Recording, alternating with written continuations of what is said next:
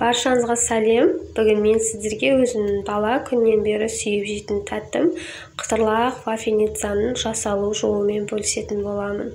Міндетті түрде дайындап көріңіздер, өте керемет, дәмді болып шығады. Ол үшін бізге вафельница қажет. Егер сіздерде вафельница болса, менімен бірге дайындап көруге кеңес беремін. Ең алдымен ыдысымызға 4 жұмыртқамызды жарып саламыз, және де үстінен жарты шай кесе қантымызды салып, жақсылап венчикпен араластыратын боламыз.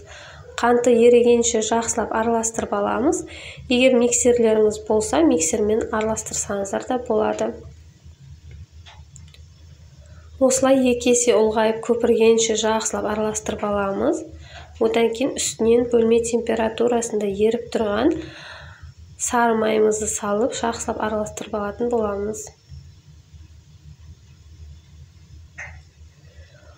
Араластырып болғаннан кейін үстінен електен өткізілген ұнымызды, осылай видеода көргендеріңіздей бәрін бірден қосып жібермей, шарты-шартыдан қоса отырып, жақсылап араластырып аламыз. Ешқандай да сода да, разрыхитель қоспаймыз. Міне бізде осындай масса шығады.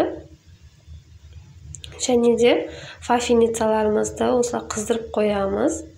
Қызып тұрған вафельницамызға кішкене ғана сары май немесе майлап жіберсеңіздер де болады бастапқыда.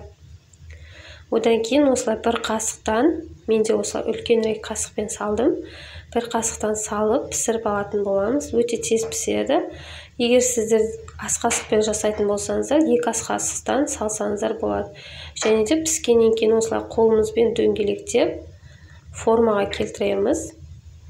Міне біздің вафельницаларымыз пісіп шықты. Өте керемет, дәмді болып шығады. Міндетті түрде жасап көріңіздер. Егер осы менің рецептіммен жасап көрсеңіздер, астына пікір қалдырып кетуді ұмытпаңыздар. Және де лайк басып, каналыма тіркеліп қоюды да ұмытпаңыздар. Сіздермен болған Фируза. Видеоны соңына дейін қарағандарыңызға рахмет.